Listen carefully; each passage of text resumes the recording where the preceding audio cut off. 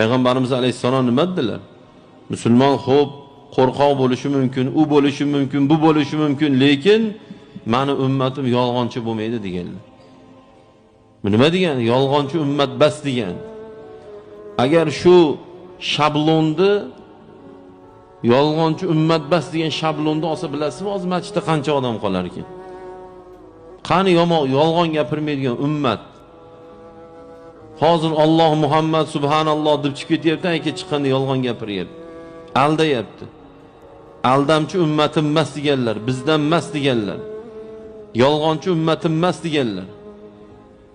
Sunnatdan jirkangan meni ummatim emas deganlar. Sunnatdan uyatgan meni ummatim emas deganlar.